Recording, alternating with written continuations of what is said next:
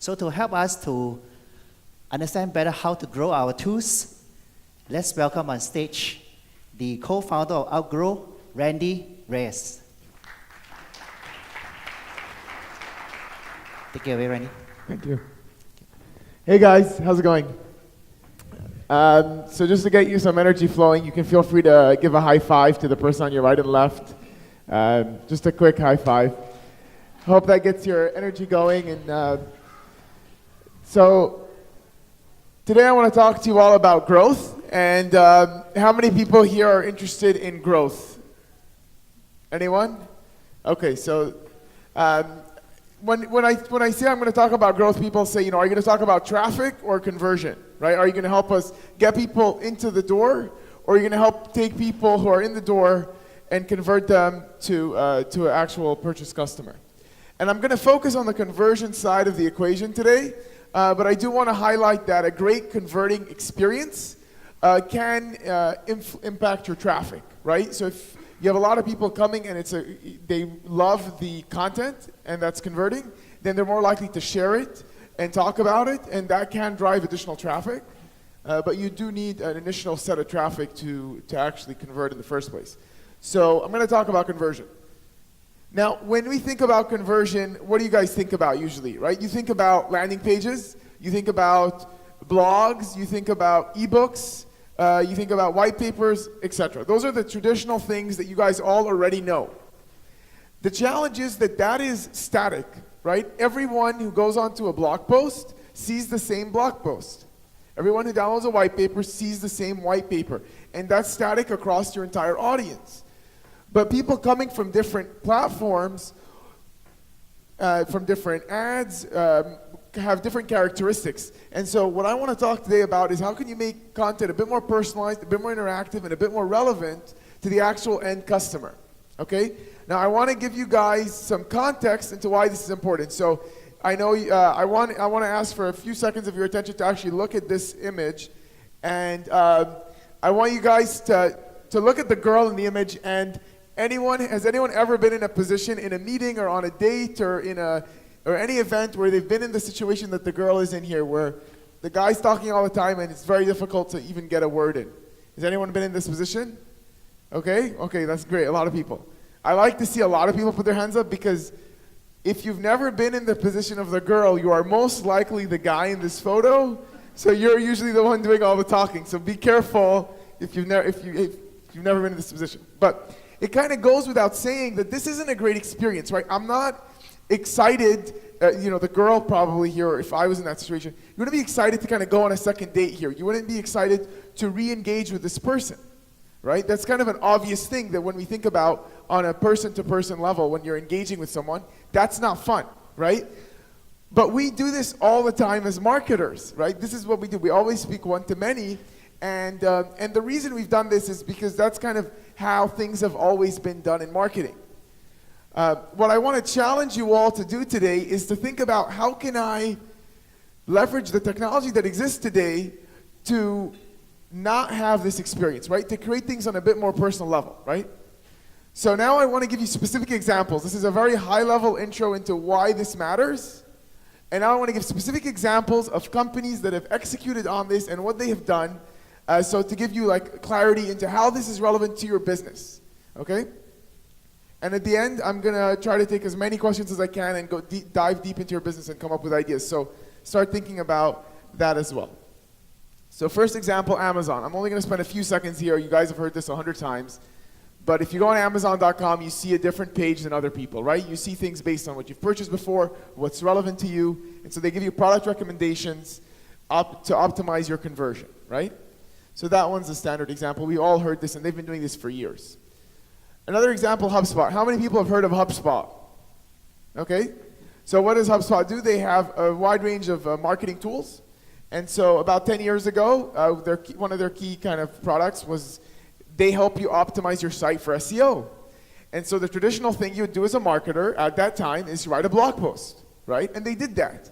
But they said, we want to go one step further. Instead of writing a generic blog post that everyone's going to see that's the same about how you can improve your website, why don't we ask people to put in their specific website and then give them a grade on what their specific website does well and what their specific website can do better. And now that's specific to me, right? It's telling me, hey, your website has these tags, and these tags are good. Your website does not have this, and this is bad.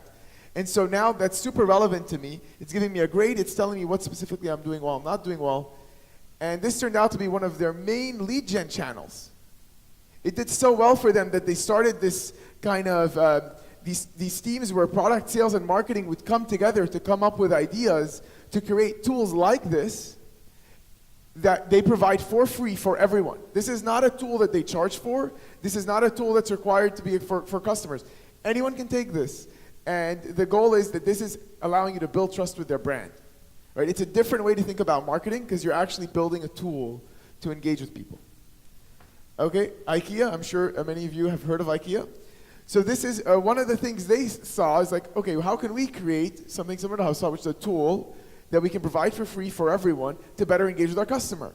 They realized that one of the challenges people have when they buy online is, when they buy furniture online, is how does this piece of furniture fit into the context of my apartment or home? How does the color combination work? How does the size fit? So they said, why don't we use an augmented reality application where you can virtually augment a space in your home or apartment with furniture and see how it fits, see how it looks. Again, you don't have to be an IKEA customer. Anyone buying furniture can use this. So this is another example of a creative idea that IKEA used to help people across the funnel, to help people purchase. All right, another example. Nike. This is probably my favorite example, mainly because Nike did this 6 years ago, and they realized it was so effective that they made digital like a core focus of their business, a key pillar. What they decided, they looked at the whole customer journey, and they say, okay, we are involved in the purchase of the shoe part of the journey, right, that moment. But we want to be part of the rest of the customer journey. So what do people do after they buy shoes? They run, they train, they compete, they get into groups and challenge each other. So Nike said, why don't we create these applications that people can have on their phone. We can give it for free for any runner. Don't have to be Nike don't have to wear Nike shoes, but they can track their performance, see how much they ran, see how much other people ran. And when they looked at the analytics, when they ran their first experiments on this, they looked at the lift in lifetime value of their existing customers, and they looked in the acquisition of new customers, and they saw that it was such a high ROI for them relative to the cost of marketing and building these applications, that's when they made it a key focus. So I just like this example a lot because of the level of analytics they did here. Okay, so this is my last example. How many people have built software before? And how many people have ever asked the question, if I was to build this, how much would it cost to build this piece of software? This is a mobile application. Has anyone ever kind of thought about that before? Yeah? Good, a few people. So the challenge is that it's not easy to estimate the cost of building an application, right? It's not easy to estimate the cost of building a building, right? These are difficult questions because there's a lot of moving pieces. This is a calculator that helps you estimate the cost of building a mobile app. And I specifically use the word estimate because it's not going to give you an exact value. It's going to tell you estimate, it's going to give you a disclaimer on the bottom, but just with about 10 questions, after 10 questions, a few minutes, look at how much value you get as an end user for free. You get the price by geography. So I can change the geography of the talent that I'm hiring, software talent I'm hiring, and I can see how price is going to vary. And I can see for the specific features I requested on the right side, how price is going to vary. So now suddenly, within a few minutes, I know I wanted to hire someone in San Francisco and build all these things, but I'm going to have to remove 2 features and probably go to, South America if I want to do it within this level of budget. Or I need to figure out a way how to secure more budget. That information that you get as an end user for free, you're going to love this brand that built this for you, right? Because if you've done this before, the alternative option was for you to spend weeks going back and forth with RFPs. And that's not fun. And then at the end of the RFPs, you realize it's not a good fit. I'll take questions in a couple minutes just because I think we started 10 minutes late. So, okay, so the main premise here is that customers want to be engaged with and not sold to. right? The main premise is that we're going through a shift from selling to helping. All of these experiences are helping the end customer with a pain point that exists along the customer journey, and they're providing that for free. So the next question I get is, how do I build these products, right? And the first option is to like hire, if you have a development team within your marketing department, that's amazing. Very rarely do you see that, but that's kind of a great first option. If you don't, and you have a product development team, then you can try to steal people from your product development team to help you build this. If you don't have that option, then you can hire an outsourced agency. Or the third option is, how many people have heard of Outgrow? Okay, so Outgrow is a tool that allows you to do these things. I'm biased because I'm part of the Outgrow team, so I think that's a great option. But you guys can basically choose based on what's best for you, what makes the most sense. So now the next question is, if you like the concept, you kind of figured out how to build it, what do I build? How do I come up with ideas? And I want to focus the rest of the time here on this piece. I'm going to go through some highlights, some key ways I like to think about it, and then I will open it up for you guys just to deep dive as deep as I can in as many of your businesses trying to help you. So how do you come up with ideas? The first place to go is go to your sales and customer support team. This is like a gold mine for these types of experiences because your salespeople are listening to questions every day. Your customer support and success people are listening to these questions every day. Take those questions and figure out how can you take the it depends, any answer that is it depends or it might be a bit complicated, take that and build a tool out of it. And that's a great place to start. And that's kind of how much does it cost to build a mobile app came about. Salespeople got this question every single day. The second one I like is what type of behavior are you trying to incentivize in customers?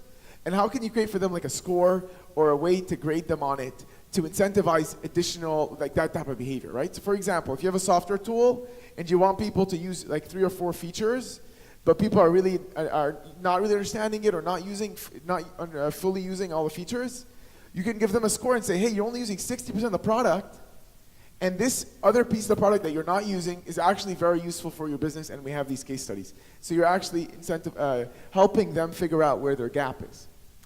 The third is what topics are most shared in your industry. Has anyone heard of BuzzSumo? Or anyone use like Google Trends or Google Keyword Planner? So find out what's searched and shared in your industry. If you see a lot of people sharing things about mortgage calculators or ROI calculators or solar panel payback period type, whatever business you're in.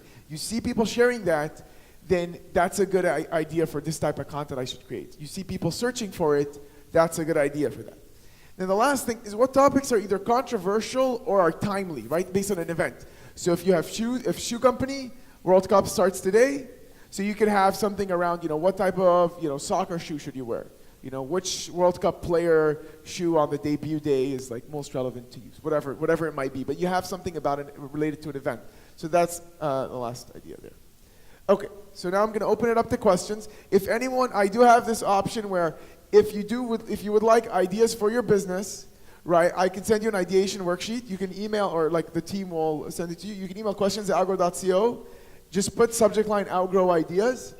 You can add Digimark on at the end as well, just so we know. And then we'll send this to you for free, like an ideation worksheet to help you think through ideas for your business. But now I want to have you guys, I guess I have to throw this, or ask questions, or just figure out, like, just tell me your business or your industry, and I'll try to figure out, what are the best ideas I've seen for your industry or business. So does anyone have any questions? Yes? Do you want me to throw this? Okay. We manufacture concrete products for decorative concrete. Okay. Different effects and features. Sure. More cost efficient than replacing your flooring. Okay. So, some things we do offer like free training seminars on how to use our products. So it kind of entices consumers to learn how to just use our brand and not competitors. Mhm. So I think other things we do online is like you said, work simulator articles Nice. on LinkedIn that relate to different current events. Yeah. Okay, and so you mainly sell direct to consumer, or do you also have a division where you sell to like architects or buildings? Oh, you sell to businesses, and the concrete that they're using is to redo flooring mainly? Okay, and the businesses are mainly like retail outlets? Yeah, cool. So what I would do in that case, I would start off with, you have the cost example, right? So how much are you spending to remake your flooring? Or like how much can you save? So that would be one option. So you see what people are searching for is like redo flooring, whatever the wording they use is, and then have a savings calculator for that. How much can they save? Another one is that is time a component? Are you guys faster? Or is design, like what's the other kind of dimensions where you have an advantage? Is it speed or design or other things? Perfect. Perfect, yeah. So then I would have something around time savings, right? The time to execute on it. The third thing I would do is I would highlight the training program, which is like, you want to redo your flooring. How much do you know about redoing flooring or this whole process? And then say, hey, we have a free training instead of these other training setup fees. So I would have things like that. Those are more bottom of the funnel ideas. And then I would also try some top of the funnel ideas where you're asking people either just knowledge tests, like how much do you know about this field, or just what type of flooring makes the most sense for your business. Send us images of your current retail outlet, and we'll tell you what types of designs make sense. So those are a few ideas for that. Any other businesses? Yeah. Yeah. Let me toss the microphone. Are you ready? Oh, close. No worries. I'm not very good at catching. No worries.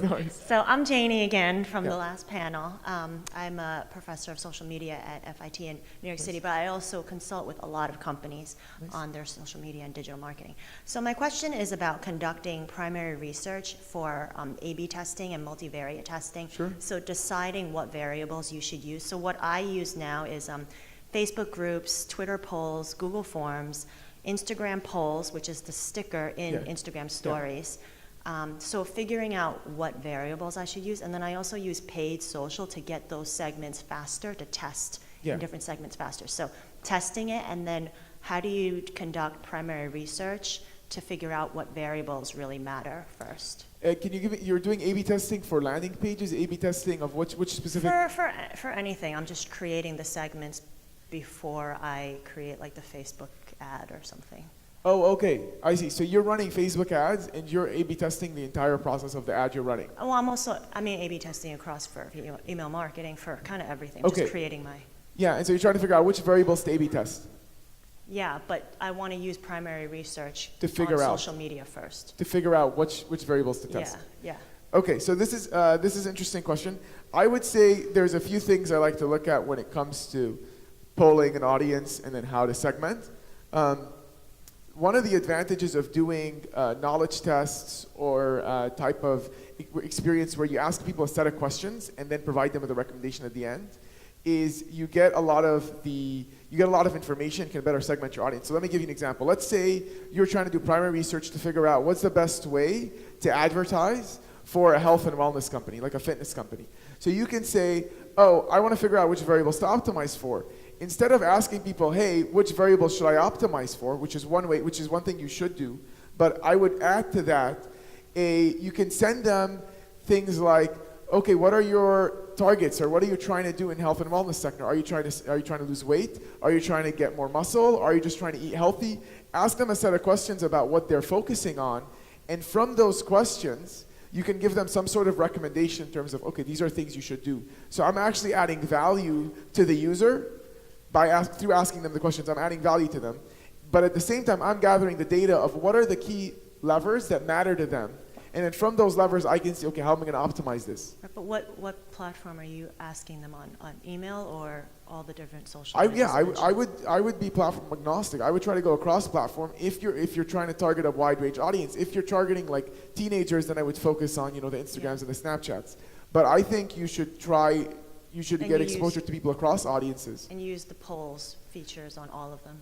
Yeah, you can use the polls feature native, and then with an email you can use, you can build a poll feature yourself, or you can use tools like Outgrow and things like that for polling.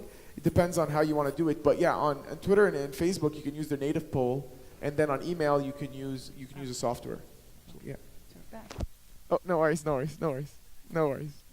Okay, any other questions? How about, let's see, this table. Do you guys want us to say an industry you're in? You can just shout the industry or business. Yeah. Higher education, great. Okay, so I would, and what type of, which vertical within higher education are you marketing? Are you trying to get students in the door, or? We have lots of different roles. Our main one is to engage international alumni. Engage international alumni. Okay, cool. So what I would do in that case is think about, okay, we have a set of international alumni across countries, right? I would first look at their majors and the types of fields they're in, and what types of things I want to engage with them on. So is there a specific thing you want to engage with them on? Is it donations? Is it coming back for like games? Is it homecoming? Yeah, it's donations, it's hosting, it's providing for student internships, it's Right. getting involved in alumni programs. Right. So what I would start with there is I would start with just an email where, or a certain campaign where either through email or whatever data you have about them, whatever way you can reach them, and basically just have them fill out a form. And the form that you make them fill out, I would not just have it be like, hey, just give us your information. I would have some value there, which is like, hey, we're trying to better connect people in your country. Send us some information about you as an alumni, and we'll connect you with other alumni who are in your city or in your country with a similar, what's it called, in a similar industry. And then you can ask them for their needs. So maybe they're specifically looking for a salesperson or something in that kind of form while you're giving them the recommendation. And then you can say, hey, you're looking to improve on your sales. This is another alumni who's in the country who is in sales. And oh, by the way, here are some students who are applying for sales jobs. So you can kind of play that game as well. So I would just look at kind of what types of information you want to get from them and how you want to match them and figure out like smart ways to do it where you're adding value to them at the same time. So it's not just, hey, donate, hey, take our students, but we'll help you as well because you have that network. Any other industry this table? What industry are you guys in? Educational technology. Okay, and so what type of technology is it specifically?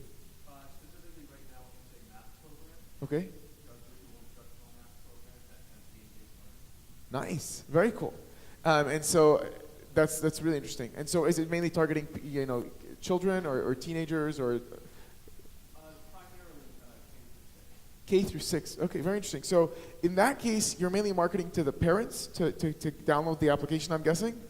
in most cases, it's Schools and districts. Okay, so what I would do there is I would say, well, you're trying to figure out how to reach teachers and the school, whoever's purchasing from the school department, and figure out, okay, what are the main things they think about when they're deciding, which software to use.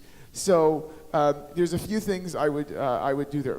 One thing I would definitely try to do is, the companies they buy the laptops from and the software they put on the laptop. A lot of schools use that software. Is try to market to them as well. But in any case, I would first start off with giving people. Let's see here. So the first thing I would do is say, okay, I'm going after schools. The advantage of your gaming software, I'm guessing, is it's more interactive and personalized for students. It's kind of like a funner experience. Is that one of the advantages, or what would be the advantages you would try to highlight? So, for example, one of the advantages is because it's visually instructional, it is more accessible to students who might be learning English or that might have some sort of language disability. Okay, perfect.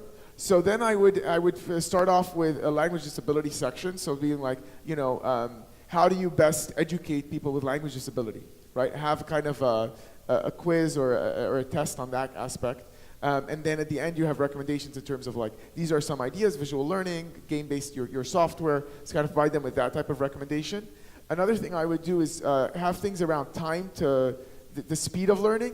So you can have like, how long does it usually take, how much time can, let's see, how would I would say this? I would say, how much time are you going to save in teaching these people, or teaching people with learning disabilities, math? And so you can show them, okay, so you have like 15 kids at this age group trying to learn Algebra 1, okay? And then you can say, usually that's going to take 3 months, but with our software, we found that to take 1 month because of the visual learning and the ability for them to, you kind of can personalize the process for them, right? Because the students are you're going to better address their weaknesses, better figure out what they can do better. Things along those lines. I would also try to just engage teachers and people who teach math with like a lot of top of the funnel things around, assess the current way you're teaching your students math, and then give them a score. So you tell them, how are you currently teaching your students in math? And they'll say, hey, I'm using, XYZ book, I'm using this kind of types of homework assignments, etc. And then you can say, okay, this is like a good starting point, but how can you incorporate visual learning or gaming into that? Yeah. One more question? Yeah, go ahead. We have a We're in the transportation industry. Nice. So our big one is Yeah. trying to get people in, like, carriers, brokers, Okay, so you're in. like a SaaS software company. Okay, you're a SaaS software company. You sell to like Amtrak and training companies, or you sell to who do you sell to? The road transportation. So any of our carriers, but we have the broker, manufacturer, shippers on one side, Yeah. and the carrier over the road truck drivers on the other. Oh, and and we're trying to bring them together. your marketplace. Yes. Oh, nice. Okay, so you basically go to the shippers and say, hey, you guys need truckers to deliver, and then you go to the truckers, you say, hey, you guys need that, and we're going to connect you guys. And who's the main buyer? Is it the? Both sides. So we're like we're the middle. So we're the software company. So the Right. brokers pay us to be on the board, and the carriers come to be on the board, and we just match them up. I see. Yeah. But who generally pays the bill? Is it? Both sides. Okay, both sides pay the bill. Okay, so I would say this is an interesting thing. I would, because you have to kind of market to two sides in any marketplace business. And so what I would do in that case is, first I would look at what are the key advantages for the trucking companies for using us. And I would list out all those competitive advantages. And then I would say, okay, well, the advantage of the trucking company using us is one is you get guaranteed demand, right? You get all these shipping that want to use us. You get it faster, you get it easier. You probably manage the payments. So I would highlight those things, saying like, okay, what are the, and then I would say you're going to get, XYZ lift in revenue. You have this much, your time to close is going to be faster. Your salespeople have less work. So I would show them on that value there. And then on the shipping side, I would market to them as well and be like, okay, so you have all these shipping company, you have all these containers that are coming in, and just managing how to get them off your pier and the time that they're there versus if you had all these trucks lined up ready to go, this is how much money it's going to save. And then secondly, all the time in managing and finding the right trucking company, all the paperwork and back and forth, how you streamline that, how the time savings, the cost savings there. So I would kind of just dive deep into value props on each side. And I hope that's useful. I tried to talk really fast to get as many questions as I have in. Sorry if that's it was a little overwhelming. But definitely, if you want ideas for your business, definitely feel free to email us, and we're happy to help. And I'll be around for most of the day, so feel free to stop me and